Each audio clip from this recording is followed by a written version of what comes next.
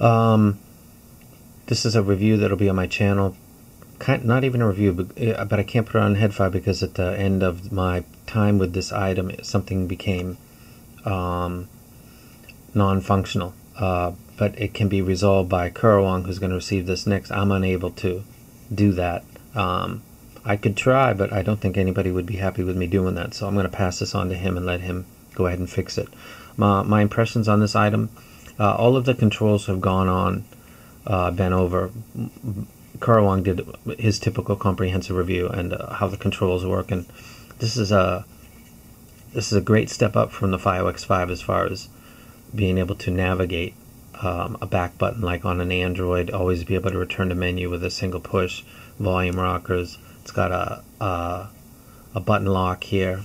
It's got headphone out, line out, coaxial out at the top. It's got a micro USB for charging and for data transfer. It's got a MSD card slot. Initially, this thing, I was not impressed with it because I was listening to Dark Side of the Moon. I was comparing it with the PHA-3, and I've got a bias, and everybody does. I really love the sound of that. I've been looking for a long time, and really, so I'm comparing the two, and I wouldn't switch from that to this. However, this is really small and light, and it would fit right in my pocket, no problem. So it is a different thing than that is. The detail that this will give you on a song, like Never Going Back Again, which is basically Lindsey Buckingham playing a guitar, an acoustic guitar. There might be a little bit of drum or something going on in the background, but it basically sounds like and I've seen the live version, and he just sits on a stool with an acoustic guitar and a mic, and that's the song. And it's outstanding on this. For some reason, Dark Side of the Moon, high quality rip, because I'm so used to EQing, and this doesn't have an EQ, which would be a major ding by me. However, the quality of sound of this item is a noticeable step up from the X5, though it shares the same type of interface visually. It's very small. The resolution of the screen is not very great. The sound quality is on another level from the FiOX5. Treble especially is really, really finely detailed. I just saw somebody do a review of this, and they were talking about it doesn't have the resolution of the Mojo.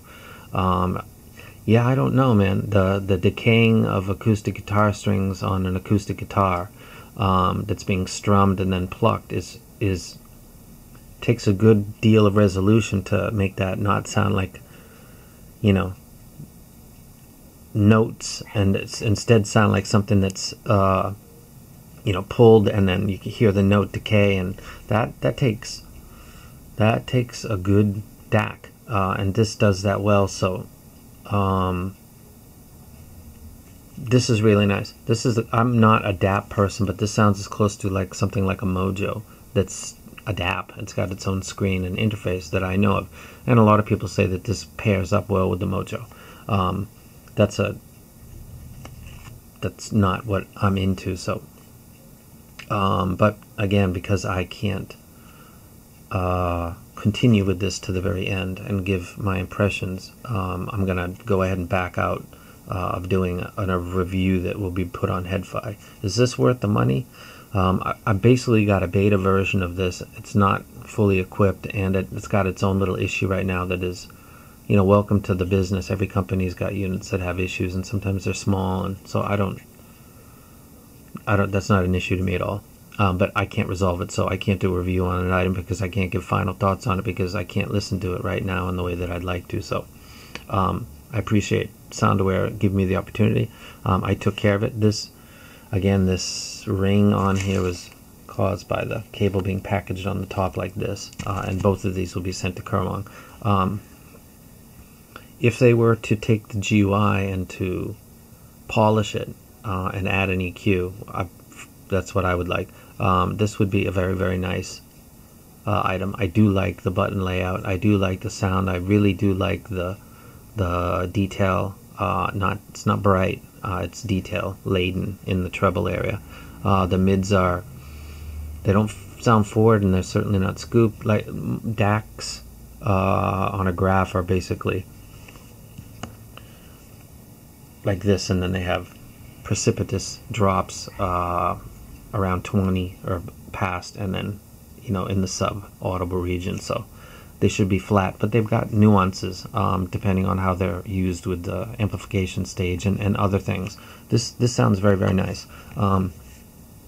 Again, getting into the would I buy it thing, I'm not going to get into it because I'm clearly in the Note 4 camp. But I didn't want to let this go without giving any impressions. It sounds very, very, very nice. The user interface needs some polishing. EQ would be great. Power is pretty good, to be honest with you. Powered IEMs in the MA900 quite well. Bass, I can't really talk about because there is no EQ on this thing that I could find, and so I can't elevate the bass and find a sweet spot and then compare it to what was the stock, so I'm unable to really talk to the bass or about it. So that's unfortunate, and that's the reason I really can't do a review on HIFI, because that's really my thing. The bass to mid transition I can't really evaluate because it's only going to be stock form. I can't elevate something, listen to it again, drop it, and then see what it's doing. As it's tuned stock wise, it sounds quite nice, but I can't do a review on it. So thank you, Soundaware, for the opportunity to review it. I will forward it to Kerwong, and he will give it the proper review that it deserves. So thank you very much. And that is the Esther M1 Pro by Soundaware.